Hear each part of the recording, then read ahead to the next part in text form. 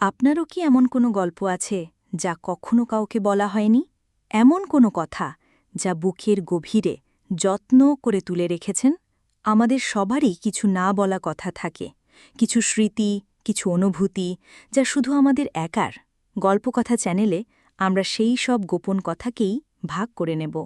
আজ আমরা শুনব তেমনই একজনের গল্প, যিনি তার জীবনের একটি পাতা আমাদের সঙ্গে শেয়ার করার জন্য পাঠিয়েছেন। চলুন তার গল্পের জগতে প্রবেশ করি। আমার নাম রিফাত, বয়স প্রায় ৩০-এর কোঠায়। এই শহরে হাজারো মানুষের ভিড়ে একজন সাধারণ চাকুরিজীবী। প্রতিদিন সকালে ঘুম থেকে ওঠা, অফিসের জন্য দৌড়ানো আর রাতে ক্লান্ত শরীর নিয়ে বাসায় ফেরা, এটাই আমার জীবন। তবে সেদিন ছিল ভিন্ন। পুরনো ট্রাঙ্কটা গোছাতে গিয়ে হঠাৎই হাতে পড়ল আমার কলেজ জীবনের সেই নীল রঙের ডায়েরিটা। ধুলোর আস্তরণ সরিয়ে প্রথম পাতাটা খুলতেই যেন একটা টাইম মেশিনে চড়ে বসলাম। কত লেখা, কত কবিতা, বন্ধুদের সাথে আড্ডার স্মৃতি, সব এক এক করে চোখের সামনে ভেসে উঠল।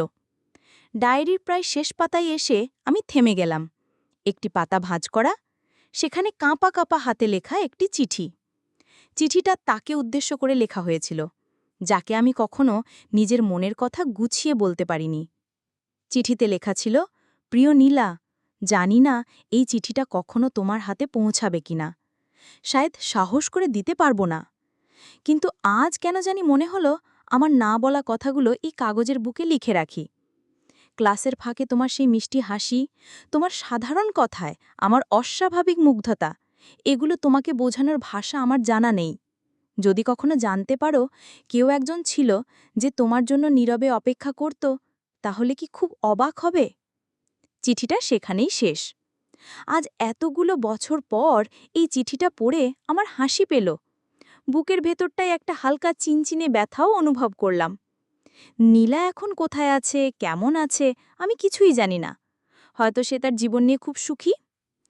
এই চিঠিটা আমি আজও পাঠাতে পারবো না, তবে আজ একটা অদ্ভুত শান্তি অনুভব করছি।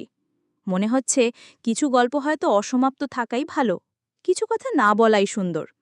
আমার এই না বলা কথাটা আজ আপনাদের সাথে ভাগ করে নিলাম, কারণ পৃথিবীর সব গল্পের তো শেষ থাকতে নেই, তাই না?